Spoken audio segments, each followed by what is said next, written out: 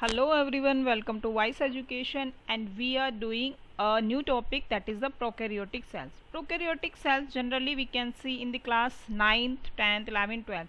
Normally हम इन्हीं classes से स्टार्ट करते हैं प्रोकैरियोटिक सेल के बारे में, लेकिन जस्ट ब्रीफ में कुछ स्टार्टिंग में कुछ बुक्स में, जैसे कि आपके स्कूल में न्यू बुक्स लगी हुई होती है, जैसे कि टेक्स्ट बुक या कोई रिफ्रेशर टाइप लगा देते हैं, तो उसके अंदर भी वो गिवन होती है। प्रोकैरियोटिक सेल्स जो रहती है वो कैसी होती है, वो होती है प्राइमरी टाइप की, यानी कि सबसे पहले जो सेल डेवलप हुई उनको प्रोकैरियोटिक बोलते हैं। प्रोकैरियोटिक क्यों बोला जाता है, जो ये वर्ड गिवन है, मैं थोड़ा सा आपको ब्रीफ में पहले बता देती हूँ कि क्यों इनको प्रोकैरियोट बोलते हैं, लेकिन जब हम डिफरेंसेस करेंगे उसको डिटेल में करेंगे। प्रो से मतलब ही क्या होता है, ये जो पोर्शन है प्रो का मतलब होता है प्राइमरी, और कैरियोटिक जो वर्ड लिया हुआ है वो लिया हुआ है कैरियोन से, मतलब कि जिसका कि न्यूक्लियस। कैरियोन किसके लिए यूज होता है, न्यूक्लियस के लिए। लैटिन वर्ड लिया हुआ है जिसका मीनिंग होता है न्यूक्लियस, यानी कि जिसमें प्रिमिटिव टाइप का न्यूक्लियस होगा या वेल डेवलप्ड न्यूक्लियस नहीं होगा। अब what is the mean of well developed nucleus? Well developed nucleus से मीन्स हो गया कि उसके अंदर न्यूक्लियर मेम्ब्रेन प्रेजेंट नहीं होगी, ठीक है, तो उनको हम लोग प्रोकैरियोटिक सेल बोल देते हैं। लेकिन इसके अलावा कुछ और भी कैरेक्टरिस्टिक होती है जो कि हम इस वीडियो में आगे डिस्कस करेंगे, काफी डिटेल में देखेंगे। कुछ इनकी शेप्स भी है जो आगे फर्दर करेंगे, इनके बारे में पूरा अच्छे से डिटेल में हम लोग डिस्क्राइब करेंगे, तो लास्ट तक आप वीडियो को देखिए, आपको काफी चीजें क्लियर होंगी। सेकेंड थिंग ये है कि एक तो ये आपके एग्जाम पॉइंट ऑफ व्यू से अच्छा है, सेकेंड आप अगर कॉम्पिटिटिव एग्जाम की तैयारी भी कर रहे हो तब भी इसमें से काफी क्वेश्चंस पूछे जाते हैं, और वो क्वेश्चंस क्या होते हैं मैं साथ साथ बताऊंगी। प्लस इसके बाद में हम कुछ क्वेश्चंस डिस्कस भी करेंगे that is related to the prokaryotes. Okay, so let's start the prokaryotic cell. Prokaryotic cell जो रहती है वो कैसी होती है, सिंगल सेल्ड ऑर्गेनिज्म है। सिंगल सेल्ड ऑर्गेनिज्म ऑब्वियसली पता ही है कि कैसा होता है, सिंगल सेल से बना हुआ रहता है प्रोकैरियोटिक सेल। और नॉर्मली जैसे ही वर्ड प्रोकैरियोट आता है तो आपको अपने माइंड में एकदम से बैक्टीरिया रखना है, और बैक्टीरिया कैसा रहता है, सिंगल सेल्ड होता है, यानी कि यूनिसेल्युलर होता है। यूनिसेल्युलर वो ऑर्गेनिज्म होते हैं जिनके अंदर सिंगल सेल प्रेजेंट होती है। That are the earliest word, यानी कि या फिर मोस्ट प्रिमिटिव यानी कि अभी बोला मैंने जो प्रो वर्ड आया है वो प्रिमिटिव से ही आया है, यानी कि प्रिमिटिव टाइप के ये ऑर्गेनिज्म थे जो सबसे पहले अर्थ पर डेवलप हुए। Forms of life on the earth, prokaryote are single celled organism that are earliest and most primitive forms of life on the earth. Earth पर सबसे पहले डेवलप होने वाली सेल्स जो थी वो यही थी। प्रोकैरियोट्स मेनली इंक्लूड दी बैक्टीरिया को इंक्लूड करते हैं, और आर्कियोन्स को, या फिर आर्की बैक्टीरिया हम लोग इसको बोल देते हैं। तो इनको क्या करते हैं, ये इंक्लूड करते हैं या इसके अंदर ये आते हैं। इनको भी हम अभी डिटेल में डिस्कस करेंगे, इनकी स्ट्रक्चर के बारे में, इनकी कैरेक्टरिस्टिक के बारे में। सम प्रोकैरियोट्स सच एज साइनोबैक्टीरिया, अगर हम बात करें कि कुछ जो प्रोकैरियोट्स होते हैं जैसे कि साइनोबैक्टीरिया हो गए, या कुछ आपके कैसे होते हैं, वो होते हैं आपके फोटोसिंथेटिक।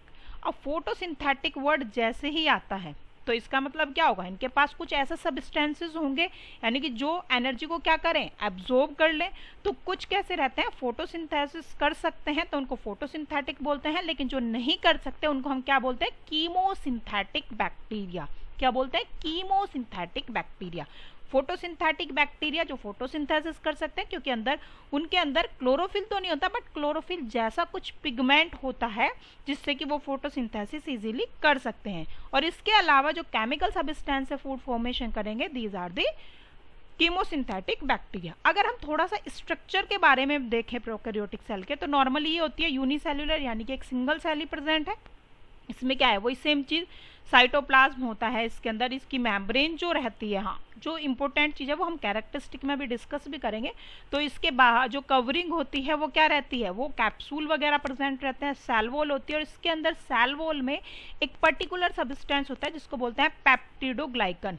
ये मोस्ट इंपॉर्टेंट कैरेक्टरिस्टिक होती है प्रोकैरियोटिक या बैक्टीरियल सेल की, कि इनके अंदर क्या रहता है, पेप्टिडोग्लाइकन होता है।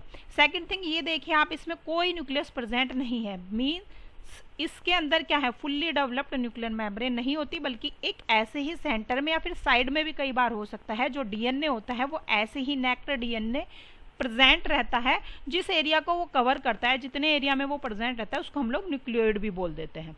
मीजोसोम ये कुछ इस तरह की स्ट्रक्चर होती है जो कि आपका जैसे माइटोकॉन्ड्रिया यूकेरियोटिक सेल में वर्क करता है, सेम वही फंक्शन ये भी करती है।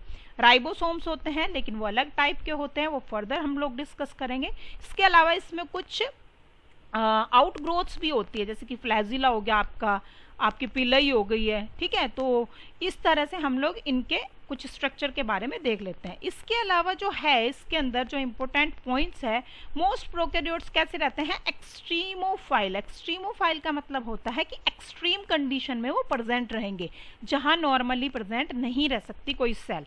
It present in the extreme environment including hydrothermal vents, hot springs, swamps, wetlands and the gut of human and animals। और इसका एग्जाम्पल क्या है आपका हेलिकोबैक्टर पाइलोरी। ये ज़रूरी नहीं है कि आपको नेम याद रखना है, बस आपको आइडिया रखना है कि एक्सट्रीम कंडीशन में होते हैं जहाँ पर सभी सेल नॉर्मली सेल प्रेजेंट नहीं हो सकती, क्योंकि बहुत ज़्यादा टेम्परेचर जहाँ पर होगा वो जल्दी से सेल सर्वाइव नहीं कर सकती। लेकिन पर्टिकुलर कुछ प्रोकैरियोटिक सेल्स या कुछ बैक्टीरिया प्रेजेंट रहते हैं इस तरह के एरिया में। हॉट स्प्रिंग्स वही हो गया आपका जहाँ पर बहुत ज़्यादा ह्यूमिडिटी वगैरह होती है, बहुत ज़्यादा गर्मी होती है, जैसे कि आपके हॉट वाले स्वैम्प्स दलदली एरिया जो होते हैं। वेटलैंड्स भी वही होते हैं, जैसे कीचड़ टाइप होता है दलदली एरिया, या ह्यूमन की गट में जो प्रेजेंट रहते हैं वो भी अगेन प्रोकैरियोटिक ही होते हैं, ठीक है। तो ये जो होते हैं एक्सट्रीम कंडीशन में होते हैं, इसलिए इनको एक्सट्रीमोफाइल, फाइल का मतलब होता है लविंग, यानी कि एक्सट्रीम कंडीशन को ये लव करते हैं या वहां पर रहना ज़्यादा पसंद करते हैं।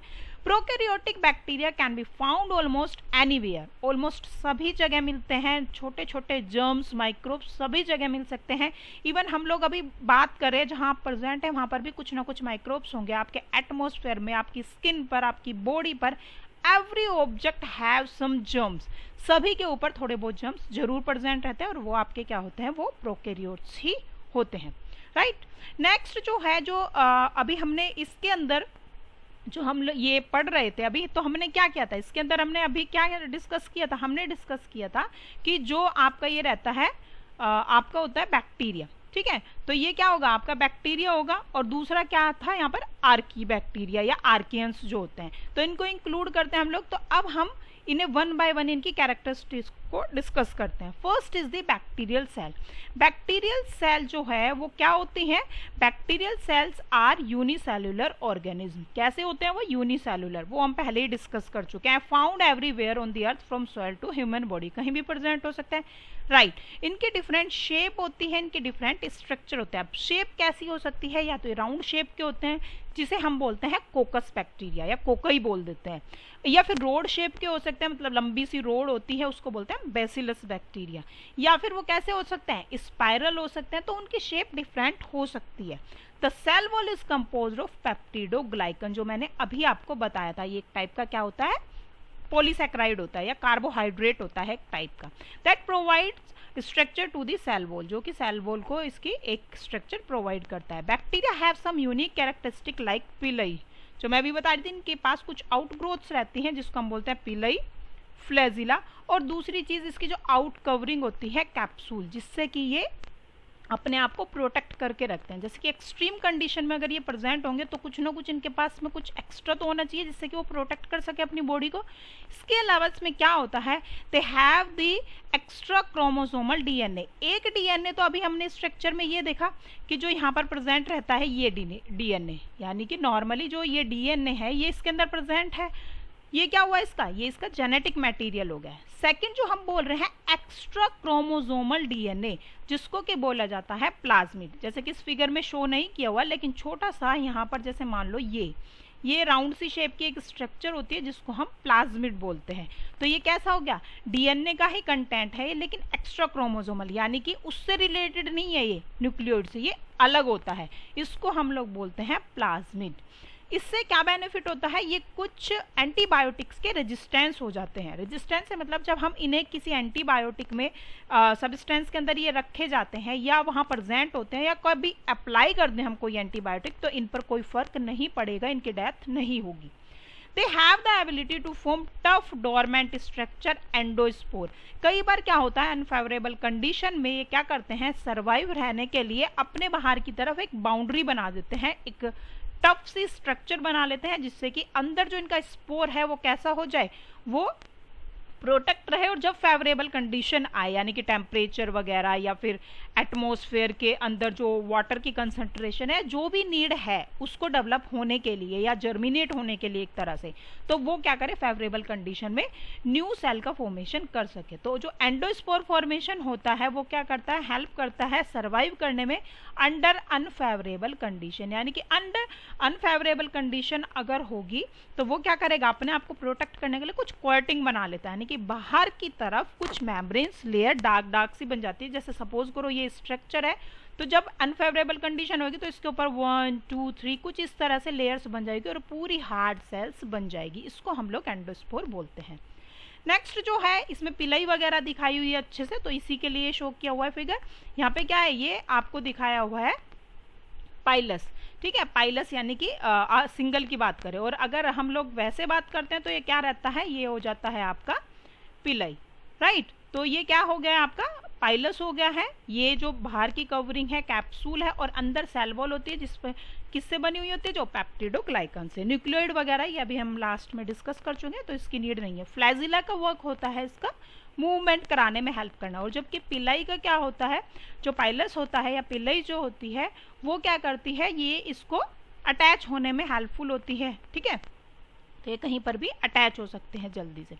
नेक्स्ट जो है ये जो नेक्स्ट है ये हो गया आपका आर्कियल बैक्टीरिया, आर्कियल सेल या आर्कियंस या आर्कियोबैक्टीरिया। आर्की बैक्टीरिया भी अगेन यूनिसेल्युलर ही होगा। अगर हम बात करें तो यूनिसेल्युलर ही रहेंगे बैक्टीरियल जो है या प्रोकैरियोट्स जो रहे हैं वही। Similar to bacteria in shape में वही चीज़ें, कोकोई वगैरह इस तरह की ही प्रेजेंट होंगी इसमें भी। They are found in extreme condition such as hot spring. जो ये स्टार्टिंग में बात हुई थी कि जो प्रोकैरियोट्स होते हैं वो एक्सट्रीम कंडीशन में होता है। मेनली जो ज़्यादातर सेल्स होती हैं वो आर्की बैक्टीरिया होती हैं जो इस तरह के एरिया में प्रेजेंट रहती है, जैसे कि मार्शेस वगैरह में प्रेजेंट हो गई, ठीक है, आपके हॉट स्प्रिंग में प्रेजेंट हो गई। तो इस तरह के एरिया में आर्कियल सेल होती है। क्यों होती है, क्योंकि इनके अंदर कुछ एडेप्टेशन होते हैं। इनकी जो मेम्ब्रेन होती है उसके अंदर पेप्टिडोग्लाइकन नहीं होता, बल्कि क्या होता है, इसके अलावा कुछ पॉलीसैकेराइड्स होते हैं अलग टाइप के, जिससे कि इनको एक्सट्रीम कंडीशन से उसको प्रोटेक्शन मिल जाती है।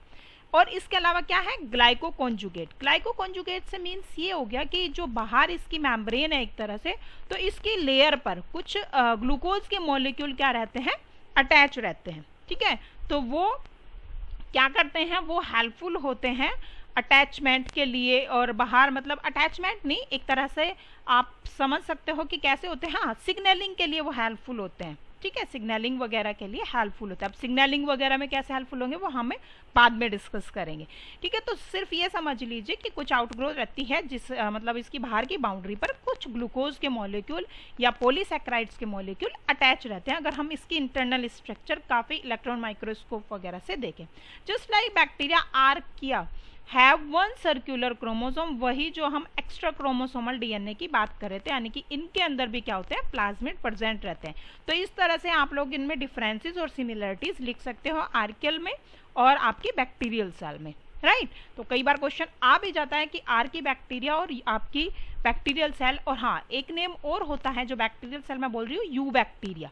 इसको क्या बोलते हैं, यू बैक्टीरिया, और इनको बोलते हैं आर्की बैक्टीरिया, राइट। तो इनके बीच में क्या डिफरेंसेस होते हैं, क्या सिमिलरिटीज होती हैं, इन बेसिस पर भी कई बार क्वेश्चन पूछ लेते हैं। इसके बाद है जो प्रोकैरियोटिक सेल्स है, तो उसके बारे में ही ये गिवन है, वही जो सेम चीज़, हम रिपीटिशन ही हो रहा है, इसमें कोई ऐसी अलग से चीज़ नहीं है कि ये कोइल्ड फॉर्म प्रेजेंट रहती है, न्यूक्लियोइड प्रेजेंट होता है। हाँ, इनकी शेप के बारे में थोड़ा सा हम लोग बाद में भी डिस्कस करेंगे कि ये शेप कौन सी होती है और इनको क्या बोला जाता है, और इनके कुछ एग्जाम्पल्स भी, राइट।